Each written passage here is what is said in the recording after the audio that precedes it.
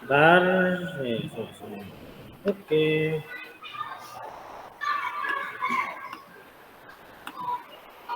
Sudah masuk. Sudah ya, hentikan ya? Apa? Ini ngerekam terus itu juga. Oke, baik. Untuk selanjutnya monggo moderatornya Bu Puji. Assalamualaikum warahmatullahi wabarakatuh. Waalaikumsalam warahmatullahi wabarakatuh. Selamat pagi teman-teman hebat CGP Angkatan 9 dari Kabupaten Mojokerto. Pada pagi hari ini alhamdulillahirobbilalamin kita kembali dapat bertatap maya untuk melakukan diseminasi aksi nyata budaya positif modul 1.4. Pada kesempatan kali ini izinkan teman saya Bapak Muhammad Lutfi Sirojudin yang akan memaparkan budaya positif kepada panjenengan semua. Waktu dan tempat disilakan. Silakan Pak Lutfi.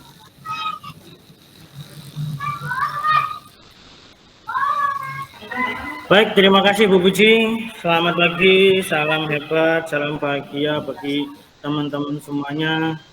Perkenalkan, nama saya Muhammad Lutfi Sirojudin. Saya calon guru penggerak Angkatan 9 dari Kabupaten Mojokerto, Kecamatan Trawulan, yang pada hari ini akan melaksanakan share screen ya. Sebentar ini saya matikan dulu. Ini ada feedback nggak? Saudara? Enggak. Nah, oke.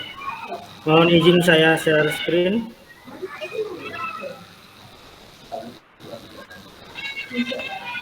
Oke. Apa sudah terlihat? Belum ya? Oke. Sudah terlihat? Sudah, Pak. Sudah. Baik, Bapak Ibu, pada aksi nyata modul 1.4 topik yang akan kita bahas pada pagi hari ini yang pertama ada disiplin positif, kemudian yang kedua teori motivasi hukuman. Luar biasa. Kemudian terima kasih luar biasanya.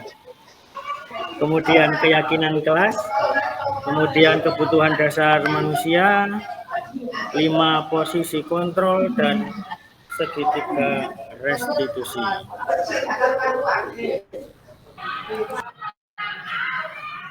Kita akan membahas tentang budaya positif. Ini ada sebuah pertanyaan Bapak Ibu, monggo kita jawab bersama. Bisa resen atau melalui kolom chat yang sudah ada. Apakah makna disiplin? Pernahkah kita menerapkannya?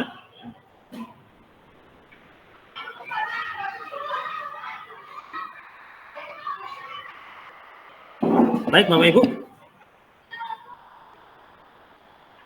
Ya, ini ada dari kolom chat. Disiplin adalah oke, siap. Terima kasih. Pernah melaksanakan disiplin, pernah menerapkan disiplin. Baik. Terima kasih atas ini Bu, Bapak Ibu. Kita ke disiplin positif. Disiplin positif ini pengertiannya adalah pendekatan untuk menerapkan dari dalam diri anak tanpa hukuman dan hadiah. Disiplin positif perlu diterapkan baik dalam lingkungan keluarga maupun lingkungan sekolah. Dengan menerapkan disiplin positif, diharapkan tindak kekerasan dapat dihindari. Jadi disiplin positif ini mendorong untuk terjadinya motivasi dari dalam diri murid tersebut, bukan hanya dari luar, agar terhindar tindakan kekerasan yang ada. Kemudian kita beranjak ke slide nilai dan kebajikan universal. Disiplin merupakan kegiatan mengontrol perilaku diri sendiri untuk melakukan tindakan sesuai dengan nilai yang kita yakini tanpa adanya perintah dari orang lain. Nilai yang diyakini adalah nilai kebajikan sesuai profil pelajar Pancasila. Seperti yang telah dijelaskan tadi, bahwa disiplin positif di sini mendorong siswa atau mendorong murid untuk melakukan hal baik dari dalam diri mereka tanpa ada perintah. Ya, jadi tidak perlu diperintah dulu, ada motivasi sendiri, ada kemauan sendiri dari dalam diri siswa atau murid tersebut. Ini ada pertanyaan lagi, monggo bisa bergabung di kolom chat. Pertanyaan selanjutnya adalah, apa yang menjadi motivasi kita untuk hadir tepat waktu di sekolah? Apa yang menjadi motivasi kita? Bisa langsung di chat saja di kolom chat. Kalau saya pribadi, apa motivasi saya? Karena ada absen. Kalau absennya nanti terlambat, dapat potongan dah. Aduh. Itu motivasi saya. Karena saya meyakini perubahan itu memang ada karena dipaksa dulu. Kalau sudah dipaksa nanti jadinya terpaksa. Kalau sudah terpaksa nanti jadinya terbiasa. Kalau sudah terbiasa nanti akhirnya jadi budaya. Jadi menerapkan budaya itu tidak bisa hanya langsung 1 bulan 2 bulan. Ada sebuah kebiasaan yang dilakukan secara terus-menerus, artinya kontinu, dan dilakukan secara bersama. Bukan hanya hari ini atau minggu depan saja, tapi dilakukan terus-menerus. Tapi awalnya dari dipaksa tadi. Kalau pemikiran saya seperti itu. Oke, pernah hadir agar siswa tidak. Oke, terima kasih. Sudah banyak bergabung di kolom chat. Terima kasih. Agar lebih dahulu datang daripada siswa. Oke, super sekali jawaban panjenengan. Bapak Ibu, inilah motivasi manusia. Jadi panjenengan semuanya dengan saya itu memiliki motivasi, baik itu dari luar diri kita, seperti tadi dipaksa karena peraturan. Karena kalau tidak ada peraturan, kita juga seenaknya sendiri kadang-kadang. Kemudian ada juga motivasi internal, motivasi yang ada dari dalam diri. Yang saya tulis dalam PowerPoint saya, yaitu motivasi eksternal, yaitu menghindari hukuman. Seperti yang saya lakukan tadi. Mungkin juga sama dengan teman-teman semuanya. Kalau prestasinya sudah hidup, jam 7 terakhir pagi, pasti sebelum jam 7 sudah nyampe sekolah. Kecuali yang dinas luar. Kalau nggak gitu nanti tidak 100% ada potongan tunjangan. Nah, kalau sudah ada hukuman seperti ini, biasanya ada warning. Ada warning kemudian kita waduh dihukum nih. Waduh ada konsekuensinya nih. Jadi kita tergerak untuk melakukan perubahan. Kemudian yang kedua, mendapatkan pujian atau imbalan dari orang lain. Biasanya kalau datang tepat waktu, apakah mungkin dari panjenengan ada yang ingin dipuji oleh kepala sekolah? Apakah mungkin, oh ini guru penggerak ternyata datangnya pagi-pagi gitu ya. Apakah seperti itu? Saya tidak tahu, hanya panjenengan dan Tuhan yang tahu. Kalau saya tidak mengharapkan itu, saya takut dengan hukuman. Ya, saya fair ya. Kemudian motivasi internal yang dari dalam diri, itu menghargai diri sendiri dengan nilai-nilai yang dipercayai hukuman. Jadi memang sudah dari dalam dirinya bahwa datang tepat waktu ke sekolah itu memang sudah kewajiban, bukan hanya tuntutan, tapi kita juga memberikan tuntunan. Bukan hanya sekedar hukuman, tapi memberikan contoh nyata bagi siswa-siswa kita. Tapi itu juga kita sepertinya masih berproses ke arah sana. Belum tiba-tiba kita datang ke tepat waktu sekolah karena motivasi dari diri, itu juga mungkin sudah 50%, tapi selebihnya mungkin karena hukuman. Karena kalau manusia tidak diberi warning, mungkin tidak akan kalang kabut. Kalau sudah kalang kabut kan nanti keluar jurus-jurusnya. Oke, selanjutnya kita ke pertanyaannya, pernahkah kita, nah ini tentang keyakinan kelas. Keyakinan kelas. Saya tidak akan menampilkan video karena di pertemuan awal tadi videonya sudah diborong. Jadi saya akan tampilkan slide saja. Pernahkah kita membuat keyakinan kelas? Keyakinan kelas. Tadi sudah dibahas keyakinan kelas ya. Pernah apa tidak? Silakan bergabung di kolom chat. Ya. Oke, sudah mulai mengetik. Oke. Oh, sudah pernah. Masih proses. Oke. Belum akan dilaksanakan dalam waktu dekat. Oke, sudah bagus. Sudah ada yang melaksanakan. Keyakinan kelas, Bapak Ibu mungkin ada yang belum mengetahui apa itu keyakinan kelas. Loh Pak, kok bukan peraturan kelas, kok keyakinan kelas. Nah, ini di guru penggerak memang diberikan hal-hal yang unik, hal-hal yang menarik. Keyakinan kelas itu adalah sebuah metode atau cara untuk menimbulkan kembali disiplin positif. Lagi-lagi kita bagaimana cara mendorong ya. Kita tidak memaksa, tapi kita mendorong terciptanya disiplin positif yang didasari oleh motivasi dari dalam diri. Implementasi keyakinan kelas dilatar belakangi bahwa ditemukannya beberapa murid yang masih perlu untuk diingatkan tentang kedisiplinan. Jadi keyakinan kelas ini dibuat bersama, kemudian diyakini bersama, kemudian nanti konsekuensinya bagaimana untuk siswa-siswa kita yang ada di kelas. Jadi semuanya membuat secara bersama. Seperti itu. Nah, Bapak Ibu mohon izin, ini adalah perbedaan antara peraturan kelas, kemudian antara keyakinan kelas. Mungkin panjenengan masih ada yang bertanya-tanya, ini bedanya apaan sih kan gitu. Kalau di sini monggo dibaca di slide yang saya tulis, peraturan kelas. Ini contohnya ya, saya ambil contoh yang sudah saya tuliskan biasanya di kelas. Yang pertama, dilarang membuang sampah sembarangan. Nah, biasanya peraturannya kan gitu ya. Kemudian dilarang ramai saat pelajaran. Dilarang mengganggu temannya. Gunakanlah masker. Atau mungkin dilarang membuli temannya. Hormatilah gurumu. Itu adalah contoh dari peraturan-peraturan kelas. Kemudian bedanya dengan keyakinan kelas, Bapak Ibu bisa dilihat, dicek sendiri. Lebih simpel, menggunakan kalimat-kalimat yang positif. Contohnya adalah keyakinan kelas menjaga kebersihan. Menjaga kebersihan baik kelas maupun sekolah. Kemudian menghormati orang lain, temannya, kemudian gurunya, warga sekolah, dan masyarakat di sekitar. Datang tepat waktu. Jadi dirubah ya Bapak Ibu ya, dari kalimat yang kemudian dilarang, jangan, itu kalimat yang bernuansa negatif kalau di pelajaran kami, dirubah menjadi kalimat yang bernuansa positif. Datanglah tepat waktu, kemudian menjaga kesehatan, kemudian atau ayo menjaga kesehatan. Seperti itulah keyakinan kelas, bedanya antara peraturan kelas dan keyakinan kelas.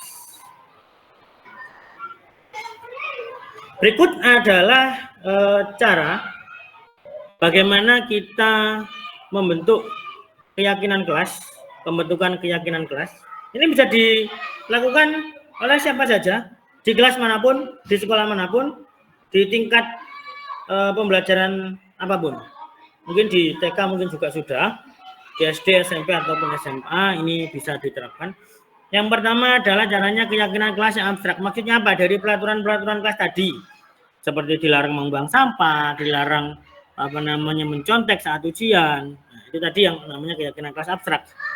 Kemudian dibuat dalam bentuk kalimat positif, kita ubah Bapak Ibu. Kita ubah. Jadi kata dilarang kita hilangi, diganti menjadi buanglah sampah pada tempatnya ya. Dilarang membuat sampah, kemudian diganti menjaga kebersihan. Ayo menjaga kebersihan. Ayo menggunakan masker. Maskermu adalah kesehatan. Jadi kita pilih kata-kata yang baik, bagus, yang membawa dampak positif bagi anak, bagi guru, dan bagi warga sekolah. Kemudian mudah diterapkan. Kita buat keyakinan kelas itu yang mudah. Jangan sampai kita buat peraturan atau keyakinan kelas, keyakinan kelas, tapi susah untuk diterapkan. Kita sendiri kesulitan. Pembentukan keyakinan kelas itu adalah atas kesepakatan dari seluruh warga kelas. Seluruh warga kelas. Jadi seluruh murid dan guru itu setuju, sepakat tentang keyakinan kelas yang telah mereka buat bersama. Dan biasanya ini dicetak dalam bentuk poster, kemudian di print juga boleh, agar seluruh warga kelas ya, seluruh warga kelas bisa membacanya dengan mudah. Selanjutnya seluruh warga kelas berkontribusi, semuanya warga kelas ya, seluruh yang ada di kelas itu melaksanakan dengan baik apa yang sudah ditulis, keyakinan-keyakinan kelas apa yang sudah ditulis bersama tadi. Kemudian keyakinan kelas ditinjau kembali. Ditinjau kembali maksudnya dalam hal ini adalah kita cek kembali apakah ada keyakinan kelas di situ yang merugikan atau justru membuat kita semakin rumit ataukah memudahkan? Mari kita buat keyakinan yang memudahkan siswa, juga memudahkan kita bersama. Itulah prinsip dari keyakinan kelas. Jadi tidak semakin susah, tapi semakin mudah. Tidak semakin rumit dan sulit, tapi semakin mudah.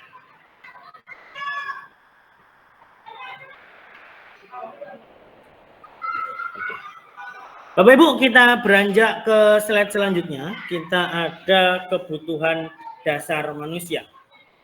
Apa yang terbesit di benak panjenengan semuanya ketika ada kalimat kebutuhan dasar manusia? Apa yang terbesit?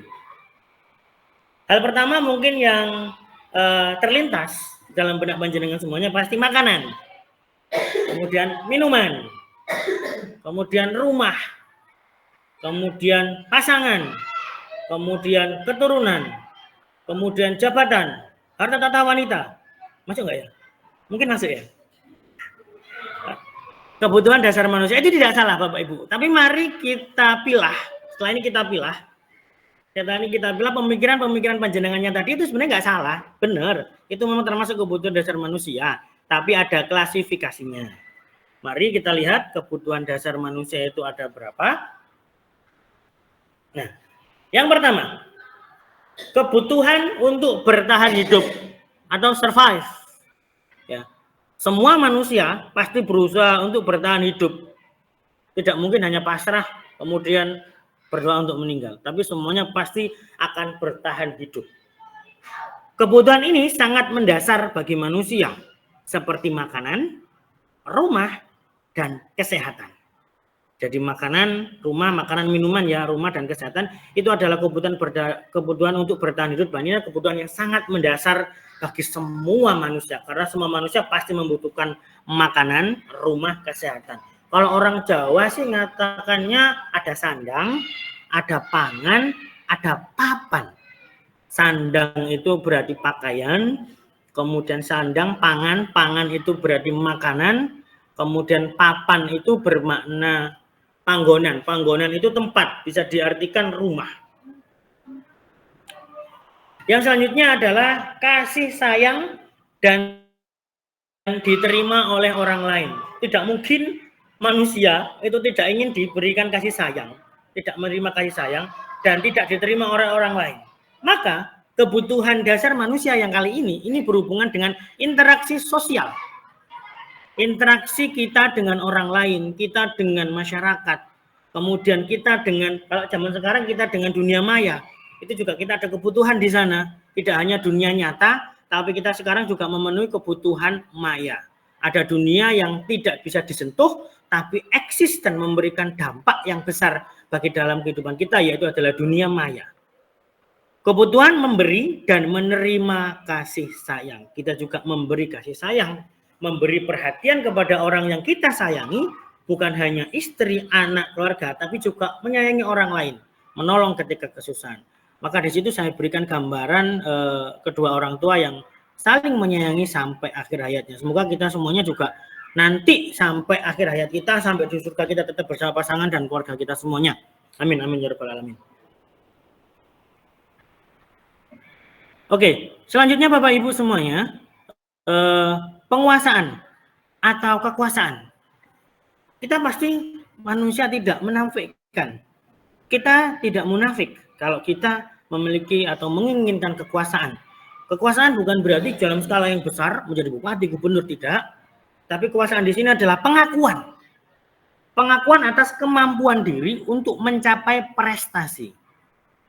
Kita tidak menutup kemungkinan Bapak Ibu, bagi Bapak Ibu yang sudah terjaring guru penggerak, maka kebutuhan yang ini lambat laun akan terpenuhi. Apa? Diakui. Oh iya, ternyata Bapak ini guru penggerak loh. Gitu. Jadi diakui. Ada pengakuan dari orang lain. Oh ibu ini ternyata sudah guru penggerak loh, hebat, seleksinya juga seperti itu. Sekarang tinggal kontribusinya kepada kita semuanya. Itu sudah terpenuhi. Jadi mungkin Bapak Ibu yang belum gabung guru penggerak, yuk gabung guru penggerak. Ada angkatan 11 nih. Daftar ya. Kemudian yang selanjutnya adalah kesenangan. Kesenangan ini adalah kebutuhan manusia yang berhubungan dengan jiwa ya, untuk gembira, tertawa, dan bahagia. Tidak mungkin kita memilih untuk sedih.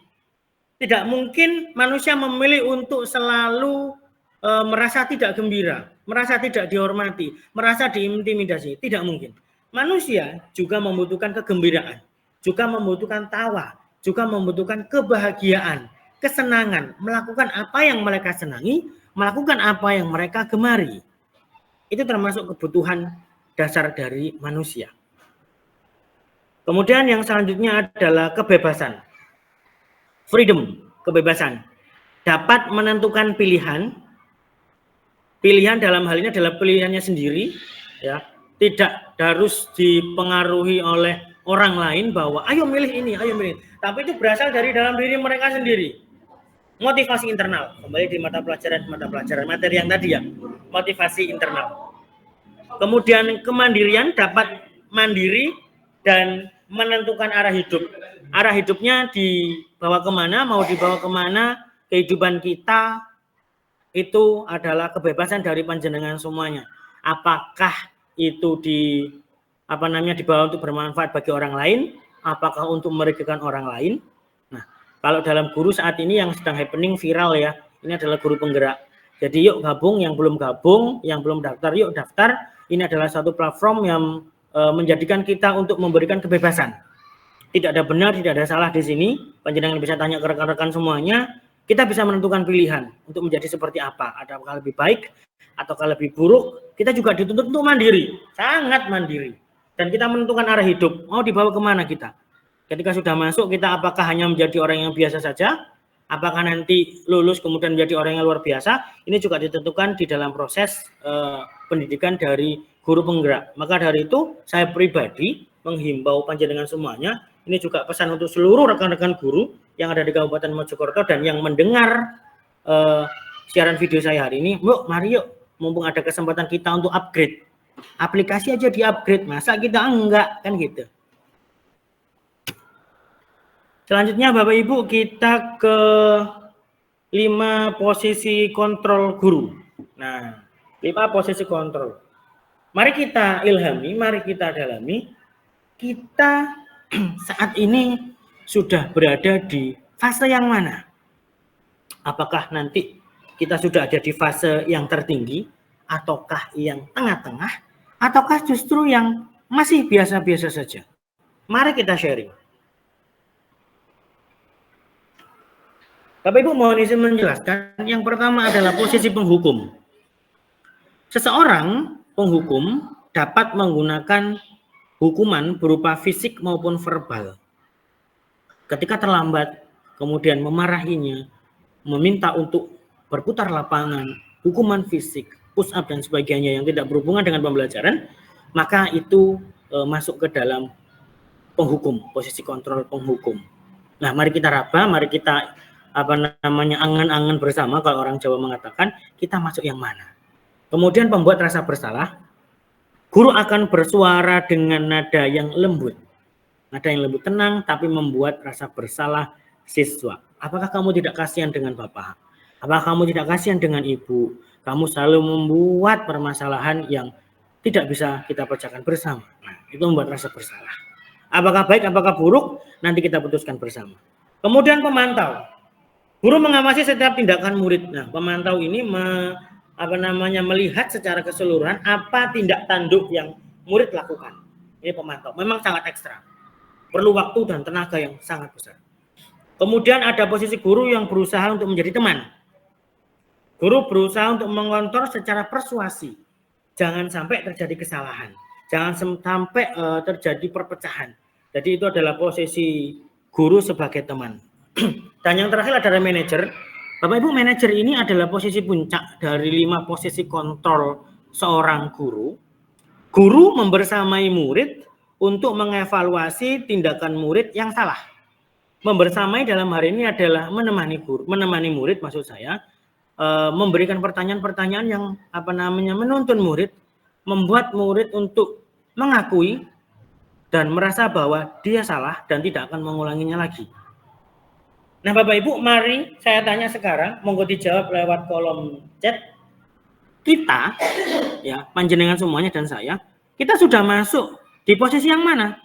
Apakah masih di penghukum, pembuat rasa bersalah, pemantau, teman, ataukah sudah dalam tahap manajer? Kalau saya pribadi, saya sangat mengakui penghukum itu saya lakukan. Pembuat rasa bersalah juga saya lakukan. Teman juga saya lakukan. Karena tidak bisa dalam praktiknya yang saya lakukan di lembaga saya dalam hanya satu posisi kontrol. Saya juga kadang menghukum, saya lihat dulu siswanya, saya lihat dulu karakternya, mana kesalahan yang tepat, mana solusi yang tepat bagi kesalahan yang dibuat oleh murid.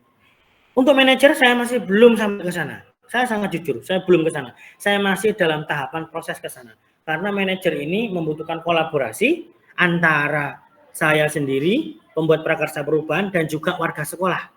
Kita tidak bisa untuk bergerak sendiri. Baik yang sudah bergabung di kolom chat, saya bacakan ini dari Bu Anis.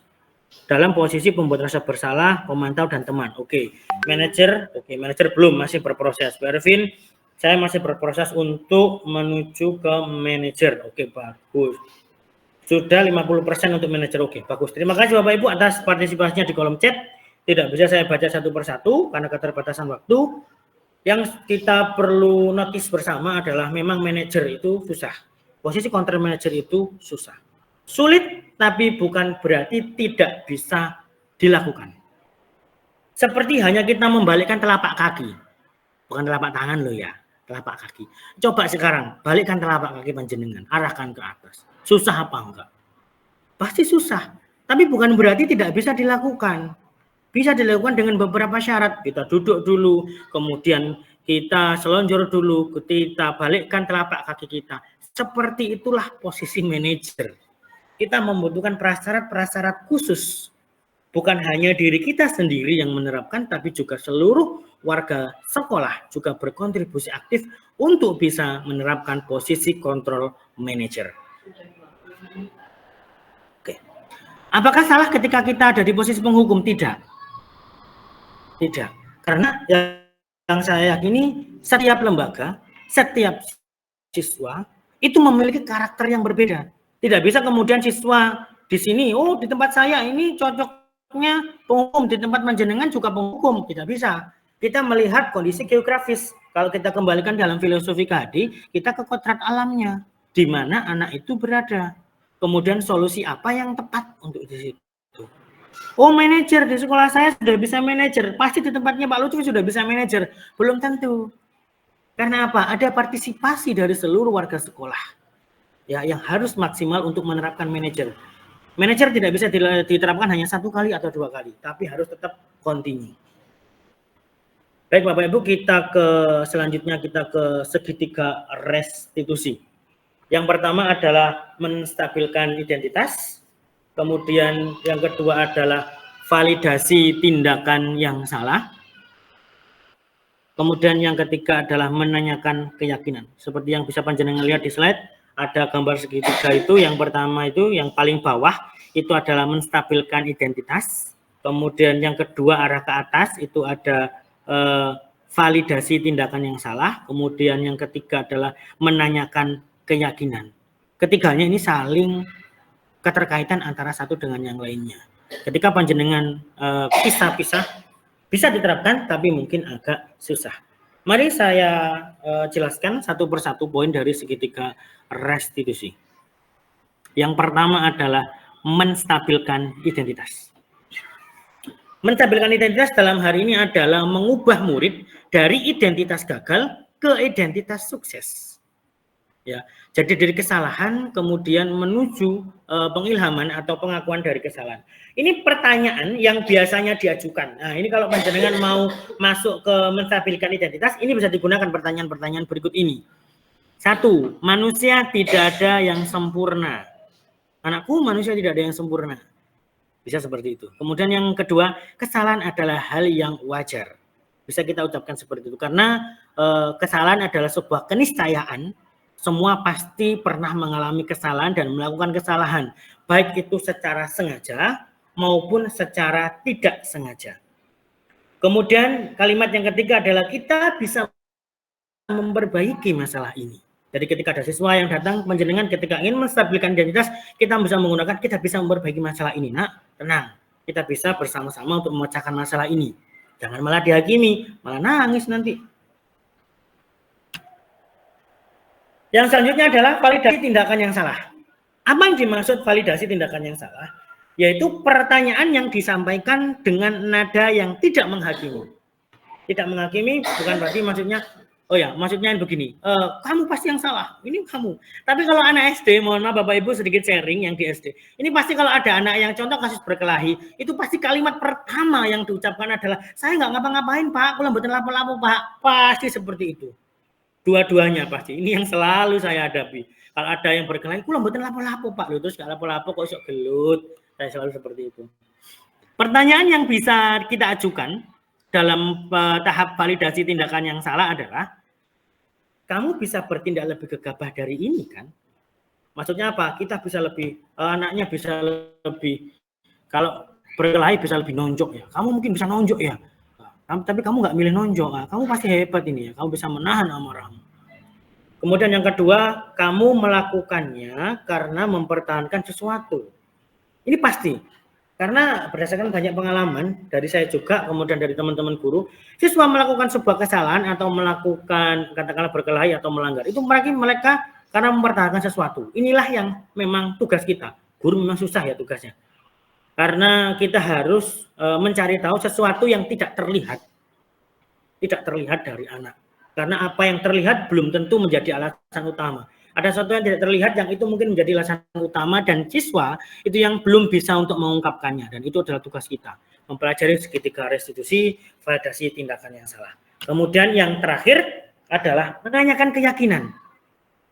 Maksudnya bagaimana? Murid siap mengaitkan keyakinannya dengan tindakan yang salah. Jadi murid dalam hal ini sudah menyadari tindakannya dan mengaitkan dengan keyakinan kelas. Tadi di depan kita sudah belajar tentang keyakinan kelas. Keyakinan kelas apa yang dilanggar siswa, kemudian yang tidak dipenuhi oleh siswa dalam hal ini, nah kita tanyakan dalam tahap menanyakan keyakinan. Kemudian pertanyaan yang bisa diajukan pada tahap ini adalah, yang pertama, nilai-nilai apa yang telah kita sepakati? Nah, kalau ada anak yang berkelahi, nah nilai-nilai apa yang telah kita sepakati bersama kemarin di kelas? Apa boleh berkelahi atau tidak? Kalau berkelahi temannya siapa? Temannya Bu Puji. Nah, setan. Nomor 2, kamu ingin menjadi orang seperti apa? Nah, kamu ingin jadi orang seperti apa kalau berkelahi terus? Cita-citamu nanti apa sih, Nah, seperti itu. Kita memang harus sabar ya. Guru itu memang ekstra sabar. Murid dijunjung setinggi-tingginya. Itu memang tugas kita. Mau tidak mau, suka tidak suka, yang sudah memilih guru, kita harus menjunjung tinggi murid. Kalau di Merdeka Belajar ini kalau nggak salah menghamba pada siswa atau menghamba pada murid. Nomor 3, sebagai murid di kelas, apa yang kamu yakini? Atau keyakinan apa di kelasmu yang sudah kamu tulis kemarin? Ketika ada siswa yang melakukan kesalahan, kita bisa mengutarakan kalimat seperti itu. Bapak Ibu, itu adalah 3 tindakan dalam segitiga restitusi yang bisa kita gunakan ketika kita menghadapi masalah bersama murid. Jadi tidak perlu langsung diambil, dihakimi, nah, seperti itu. Tapi ini juga harus melihat situasi dan kondisi juga. Apa ketika yang pertama tadi sudah terpenuhi, jadi langsung menuju tahap yang kedua, kemudian bisa langsung menuju ke tahap yang akhir menanyakan keyakinan. Insya Allah ke depan pasti akan banyak perubahan yang terjadi bagi siswa kita. Oke, demikian presentasi dari saya. Monggo pertanyaan bisa diajukan lewat kolom chat atau bisa resen. Ini saya hentikan dulu sebentar. Oke, sudah saya hentikan. Oke, saya kembali ya. Silakan, monggo. Pertanyaan-pertanyaannya bisa ditulis di kolom chat. Oke. Dari pertanyaan, nah ini saya bacakan dulu komentar dari Bu Lavita ya. Saya juga masih terkadang di penghukum dan pemantau. Nah, sama, kita juga semuanya mungkin di penghukum dan pemantau. Posisi manajer masih memang susah, tapi belum tentu itu tidak bisa dipenuhi. Saya bacakan pertanyaan dari Bu Ervin Kumalasari. Pada posisi kontrol guru, bagaimana cara mencapai posisi manajer? Oke, saya jawab satu persatu dulu ya, ini pertanyaan sudah mulai bermunculan. Baik, Mbak Ervin, terima kasih atas pertanyaannya. Pada posisi kontrol guru, bagaimana cara mencapai posisi manajer? Bapak Ibu, posisi manajer itu bisa dilakukan dengan kita berkolaborasi. Kolaborasi dengan siapa? Tentunya warga sekolah seperti yang sudah saya jelaskan pada awal tadi. Karena posisi manajer ini kita tidak hanya memantau, kita tidak hanya menjadi posisi teman, tapi semuanya sangat lengkap di situ. Menjadi seorang memanage agar siswa tersebut kita melakukan kesalahan itu bisa kita melakukan secara persuasi, ya, mencegah. Kalimat yang tepat adalah mencegah agar tidak menjadi kesalahan. Itu butuh kerjasama dari seluruh warga sekolah. Jadi itu ya. Kemudian dari Bu Lavita Erni Munikasari, dalam pelaksanaan segitiga restitusi, bagaimana upaya guru agar anak dapat mengungkapkan kesalahannya dengan jujur dan tanpa paksaan? Oke, ini sangat bagus sekali. Bagaimana dapat mengaku? Kita kembali ke segitiga restitusi tadi. Ada yang namanya menstabilkan identitas. Kita dengan sabar, tentunya kita kembali ke keyakinan kita, berarti kita sabar. Kita tidak mungkin langsung memarahi, nah kamu ini salah, bagaimana? Kamu ini bagaimana? Nah, itu nanti malah nggak ngaku, malah nangis itu nanti ya. Jadi kita memang harus sabar, kemudian kita harus pendekatan kepada siswa. Ini biasanya yang lebih mengena itu biasanya guru-guru perempuan. Apakah laki-laki tidak bisa? Tapi saya lihat pada prakteknya guru-guru perempuan ini lebih telaten, sangat telaten. Itu yang masih proses belum bisa saya lakukan ya. Ini biasanya anak tiba-tiba ngaku, ya Bu, ini saya begini. Kalau biasanya sama saya itu kadang nggak ngaku dulu, saya lama gitu ya. Saya tanya dulu pelan, karena takut. Padahal saya memang muka seram, tapi hati Hello Kitty loh padahal ini, ya Allah. Oke, selanjutnya dari Bu Pujiarsih, ini komentar, terima kasih atas penguatannya, materinya sangat lengkap Pak Lutfi, sangat menginspirasi, terima kasih. Ini ada pertanyaan terakhir dari sebentar, saya cek. Bu Stefani, selamat bergabung Bu Fani. Bagaimana jika kita sudah berupaya melakukan restitusi tapi murid masih mengulang kesalahan yang sama? Oke, terus restitusi kemudian mengulang kembali kesalahan yang sama. Ya Allah, ini memang sudah terjadi. Ini tidak hanya teori, dalam dunia nyata sering hari ini berkelahi, besok ketemu juga masih berkelahi. Bapak Ibu, kalau teori sudah tidak bisa diterapkan, maka akhlaklah yang kita berikan. Kita berikan kesabaran, kita berikan tuntunan. Kalau segitiga restitusi memang sudah sangat maksimal dan itu sudah notok, mari kita ulangi lagi. Bagaimana kita memang guru Bapak Ibu, menghamba pada siswa, menghamba pada murid. Kalau kita memang sudah menyerah, lalu bagaimana nanti masa depan murid? Jadi kita ya tetap harus mengulanginya lagi. Kita menggali lagi kesalahan apa, pasti berbeda lagi. Karena apa? Kadang siswa itu juga ada latar belakang keluarga. Kemudian ada latar belakang kejadian di rumah tadi sebelum berangkat kalau bertengkar dengan ibunya ya ke sekolah juga uring-uringan lah. Itu yang memang harus perlu kita gali. Apa yang tidak terlihat itu yang memang harus kita tahu daripada apa yang terlihat. Seperti itu. Kemudian Bu Ana, pemaparan baru sangat jelas. Oke, terima kasih atas penguatannya Bu Ana, Bu Muklisatul Fitri Ana. Pemaparan sangat jelas dan mantap. Semangat Pak Lutfi. Oke, semangat untuk kita bersama dan semuanya.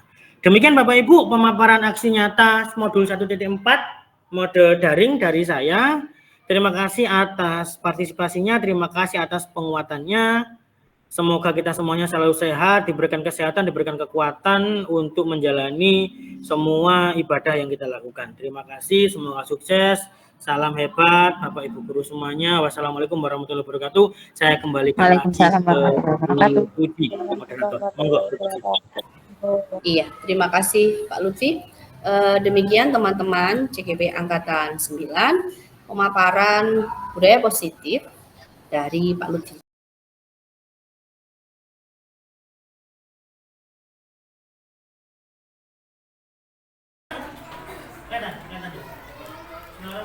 Assalamualaikum warahmatullahi wabarakatuh.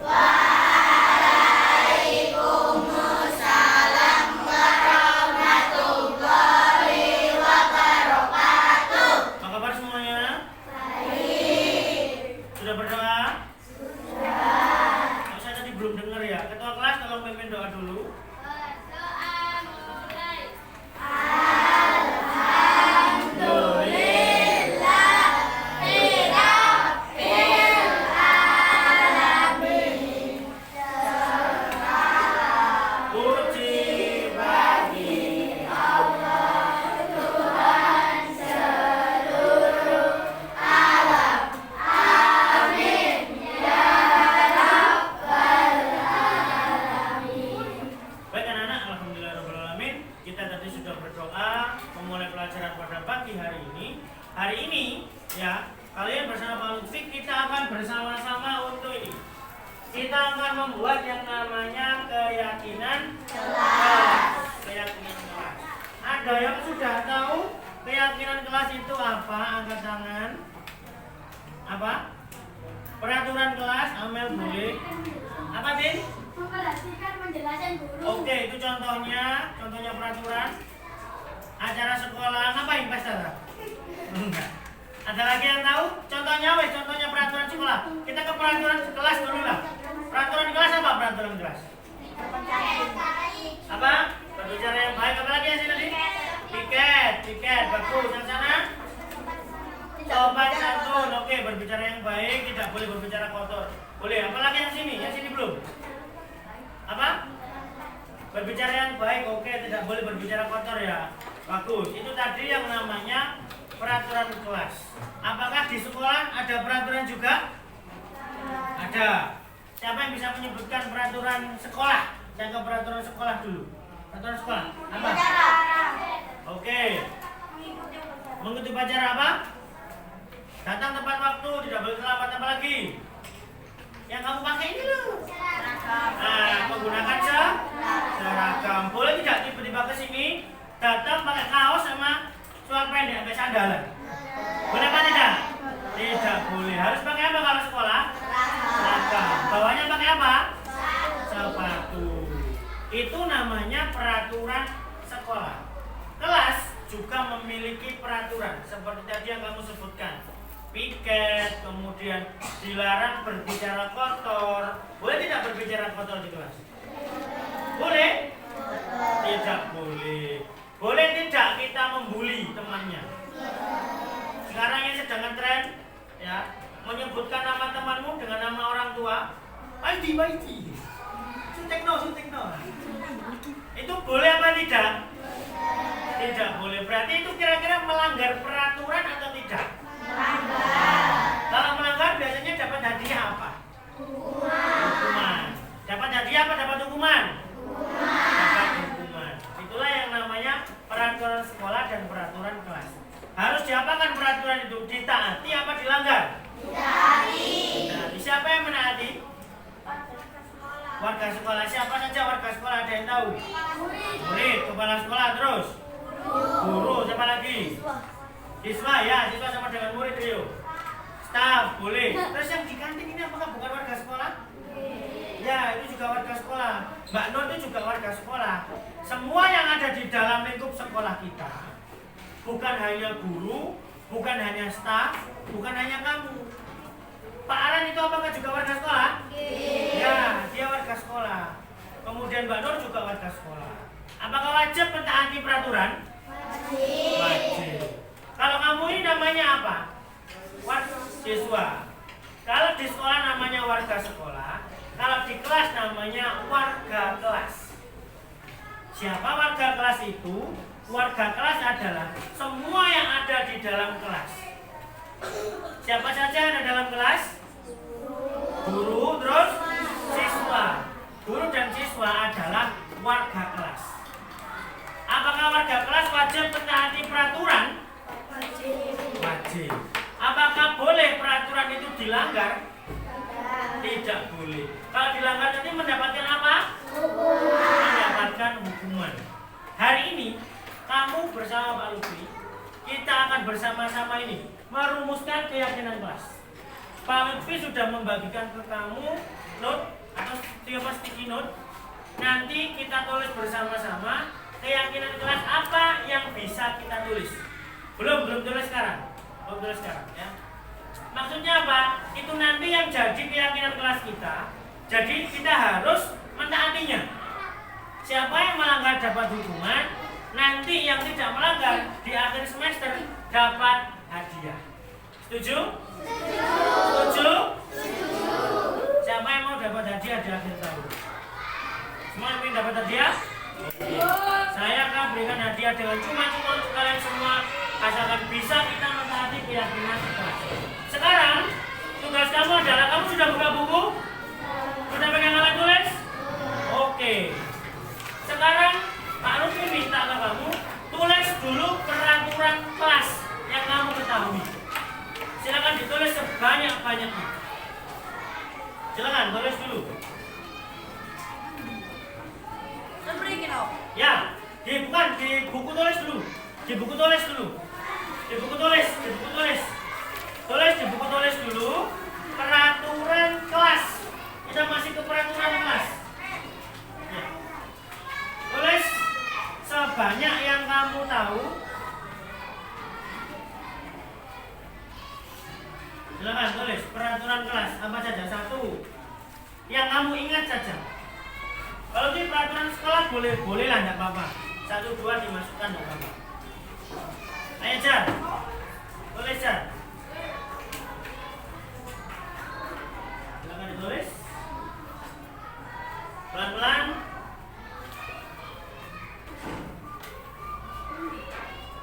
Tulis yang banyak Tino. Oke, boleh itu ditulis juga boleh Tino. Silakan, tidak apa-apa.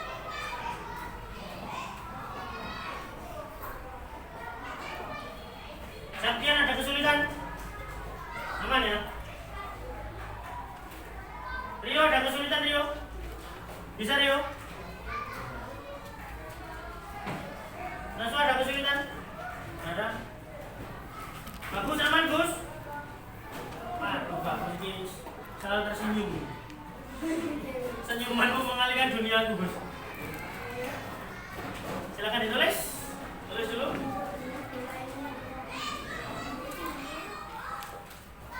Banyak sekali peraturan yang ada di kelas kita, kemudian juga ada peraturan di sekolah, itu juga banyak. Silakan ditulis dulu.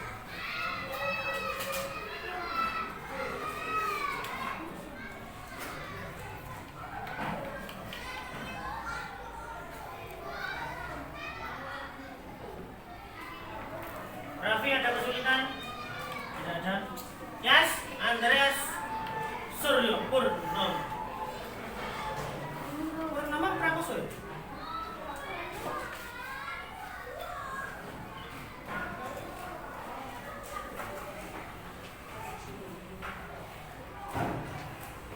Sudah semuanya?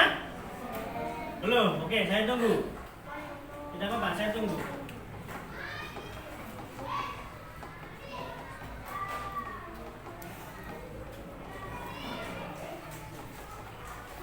Peraturan kelas, peraturan sekolah. Peraturan kelas biasanya ada bunyinya tidak boleh, dilarang seperti itu ya.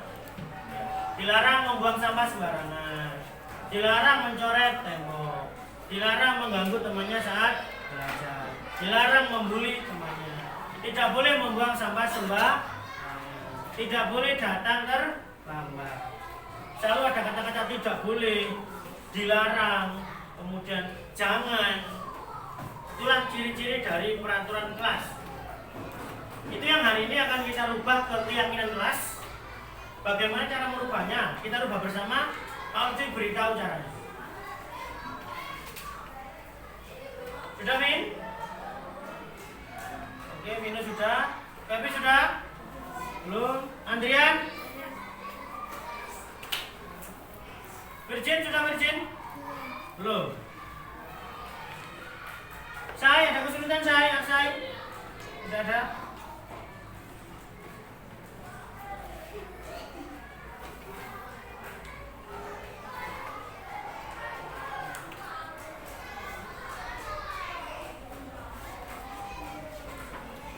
Oke, sambil kamu nulis yang sudah Vino ya?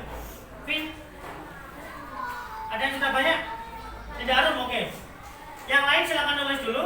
Saya ke Dinda Arum dulu, nanti Valisa. Dinda Arum silakan berdiri, dibaca yang keras. Peraturan kelas apa saja yang sudah kamu tulis. Silakan berdiri. Oke, sudah berdiri, bagus. Dibaca yang keras.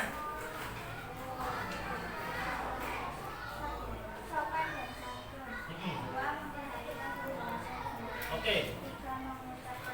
Ucapkan salam. Oke, menggunakan seragam. Bersikap baik, berbicara baik. Oke, tepuk tangan untuk Adinda Arum. Terima kasih. Selanjutnya Felisa. Silakan berdiri. Disebutkan peraturan kelas apa saja yang sudah kamu tulis. Tingkat kelas. Tidak boleh berbicara kotor. Terus Oke, memakai seragam lengkap. Tidak boleh membuli temannya. Tidak boleh memanggil teman dengan nama orang tua. Terus? Tidak boleh terlambat. Tidak boleh membuang sampah sembarangan. Oke, sudah. Terima kasih. Saya butuhnya laki-laki. Laki-laki. Rizky sudah? Jar? Belum. Tino ya? Belum. Ayo laki-laki siapa? Sebutkan 2 saja atau 3 boleh? Ayo Vin, berdiri Vin. Apa yang sudah kamu tulis nak? Tidak apa-apa, seadanya. Silakan Vin.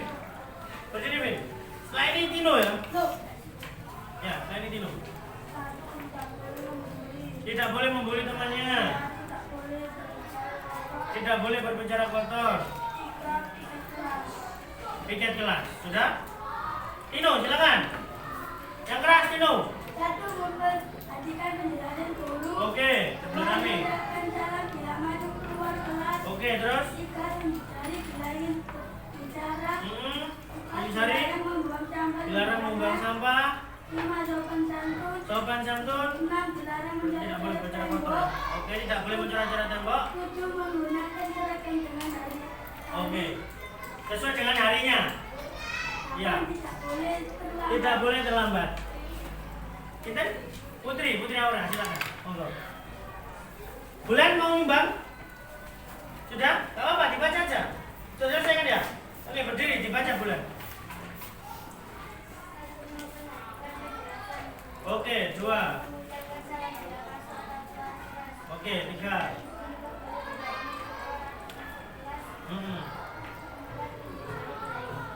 Oke, dicari berani bicara. Oke, tepuk tangan untuk kita semuanya. Bagus sekali. Anak-anak, itulah tadi peraturan kelas. Ada peraturan sekolah juga mungkin yang kamu tulis di dalam bukumu. Nah, sekarang anak-anak, mari kita rubah peraturan kelas itu menjadi keyakinan kelas. Bagaimana caranya? Ada yang sudah tahu caranya? Ada yang sudah tahu caranya? Bisa menjelaskan? Sedikit saja. Zaira dong? Amel? Buatan. Ada yang sudah tahu caranya? Siapa yang sudah tahu? Oke. Kalau belum tahu begini. Dari mana asal keyakinan kelas ini? Keyakinan kelas adalah berasal dari peraturan kelas yang sudah kita sepakati bersama. Kemudian apa? Kita rubah kalimatnya menjadi kalimat positif. Ada yang tahu kalimat positif? Apakah ada kata-kata tidak boleh? Tidak boleh merokok. Tidak boleh membuang sampah sembarangan. Ada kata-kata tidak, itu berarti kalimatnya masih negatif. Saya ambil contoh. 1, tidak boleh berbicara kotor. Ada peraturan itu di kelas? Ada. Ada apa tidak? Ada apa tidak? Ada. Bagaimana caranya Pak Lutfi untuk mengubah itu ke keyakinan kelas? Caranya begini. Tidak boleh berbicara kotor. Kalimat positifnya apa? Berarti berbicara yang baik. Berbicara yang baik. Tidak boleh membuli temannya. Sopo sing biasa membuli, nyeluk koncone, memanggil temannya dengan sebutan bapaknya. Nem. Ayo sopo? Sil, segera bertobat, kembali ke jalan yang benar. Andrian tolong dibimbing. Bercanda. Enggak bercanda gitu ya. Enggak jadi. Oh gitu ya. Jadi tidak boleh membuli. Itu maksudnya apa? Kamu dilarang memanggil temanmu. Kamu mau tak? Terus kamu di jalan dipanggil sama bapakmu dulu. Dipanggil sama bapakmu mau? Mau. Jo. Terus kalau kamu sama bapakmu sudah lapor. Bingung yang manggil. Nah, itu dirubah. Tidak boleh membuli temannya, berarti berbicara yang sopan. Sopan santun. Tidak boleh berbohong. Berarti harus apa? Jujur. Harus jujur. Nah, sekarang dari peraturan kelas tadi, sekarang kamu tulis di note yang sudah Pak Lutfi bagikan. Kamu tulis dulu namanya di atas. Namanya siapa? Ditulis dulu. Sebentar, pelan-pelan ya. Kita pelan-pelan, karena orang banyak. Kita pelan-pelan. Tulis namanya dulu. Nama lengkap Pak Lutfi, boleh nama lengkap, boleh panggilan saja. Misalkan Amel itu boleh. Felisa, boleh. Fajar, boleh. Fajar lo Felisa, boleh.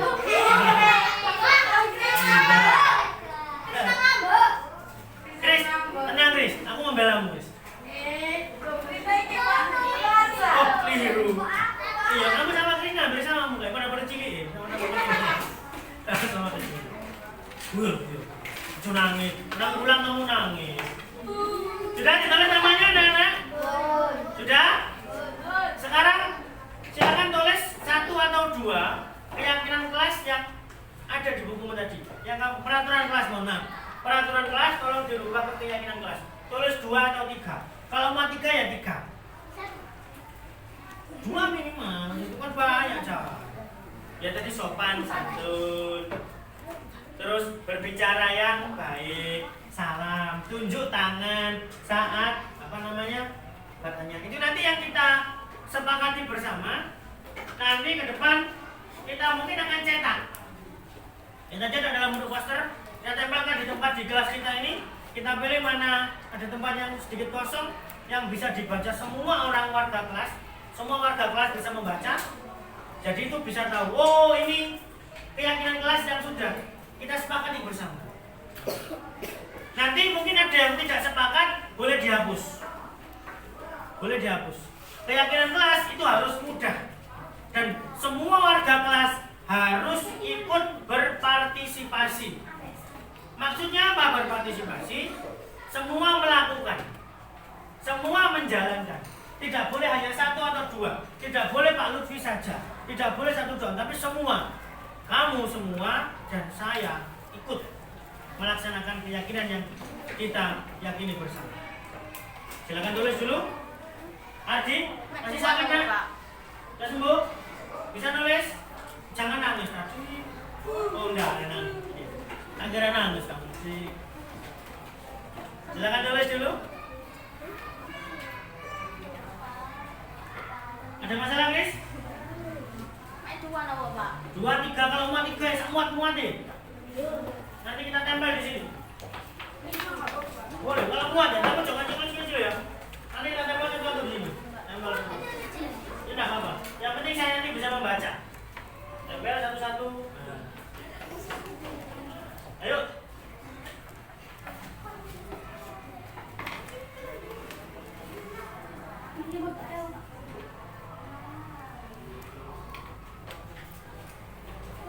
Ada yang sudah selesai?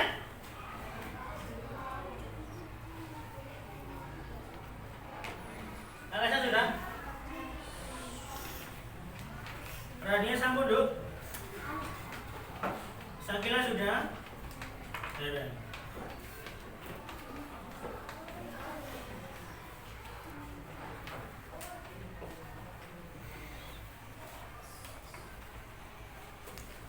Oke, pelan-pelan. Kamu tulis. Bar sudah, Bar? Belum? Apa? Kesulitan apa? Apa ada yang sulit?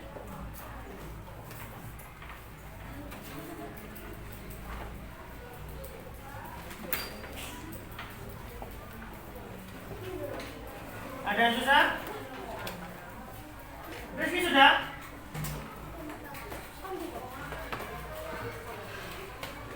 Oke, yang sudah siapa?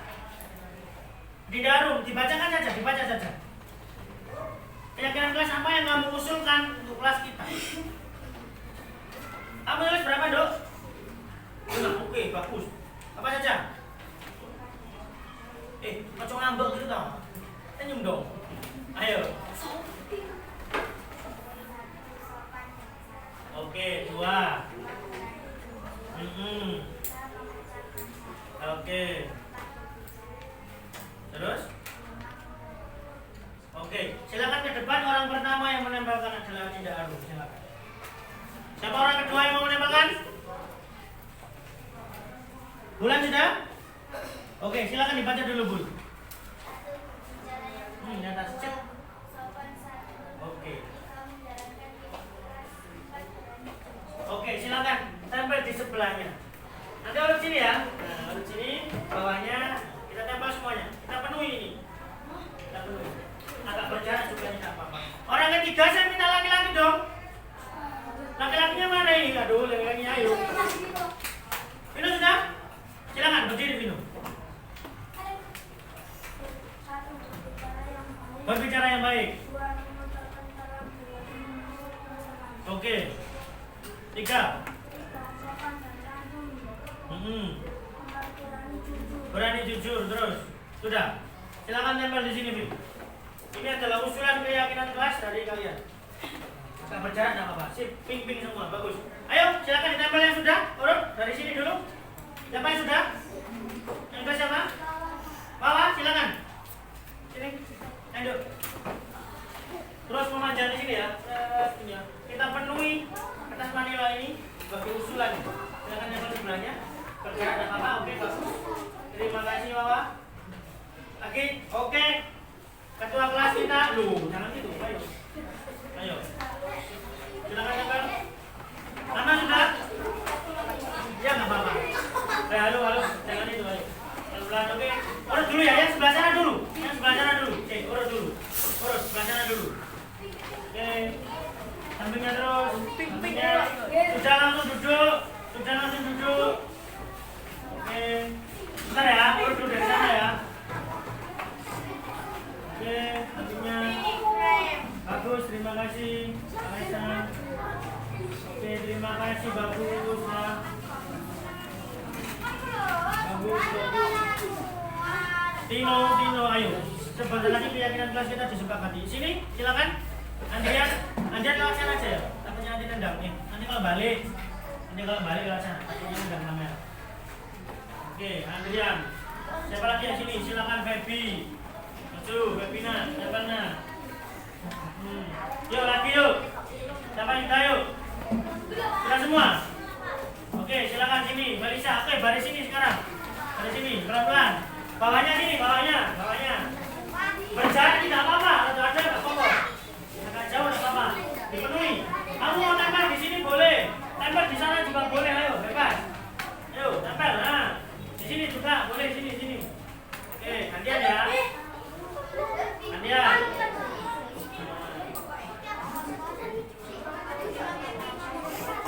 Oke.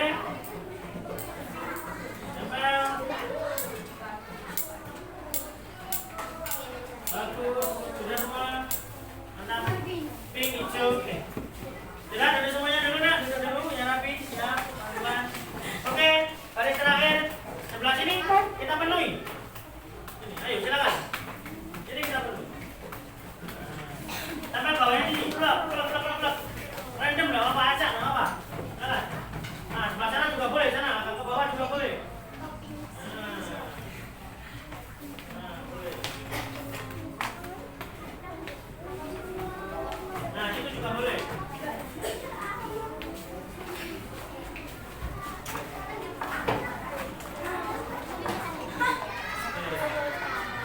Sudah semua? Siapa yang belum? Aisyah, tempel sini, Aisyah. Nggak apa-apa. Tempel sini, Aisyah. Oh, nggak gitu ya.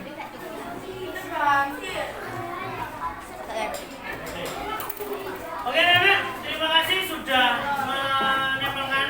Kalau itu sekarang baca, kita sepakati bersama. Apakah ini bisa dimasukkan ke keyakinan kelas? Kalau memang masuk ya, nanti kita jadikan keyakinan kelas.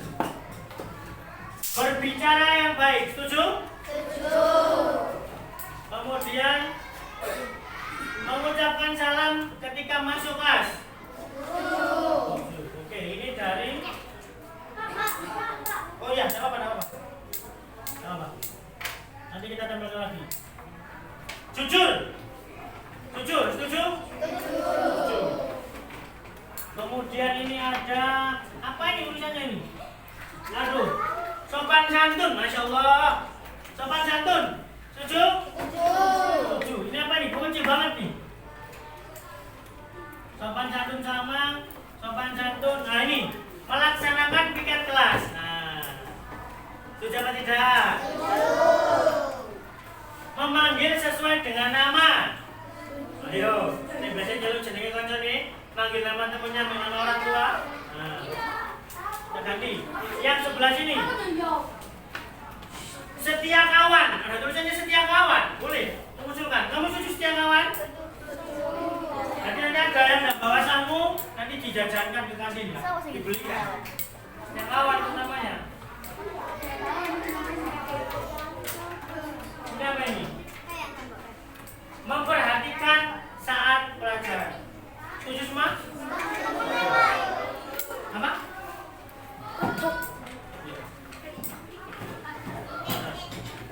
Oke, anak-anak, itu tadi keyakinan kelas yang sudah kita sepakati bersama.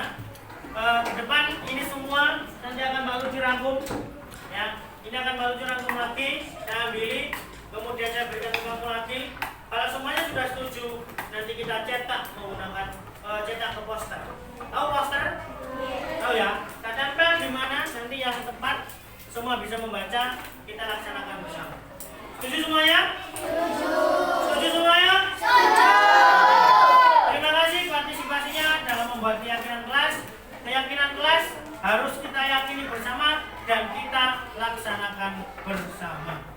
Terima kasih dari saya. Kita setelah ini istirahat, kemudian nanti masuk lagi. Assalamualaikum warahmatullahi wabarakatuh.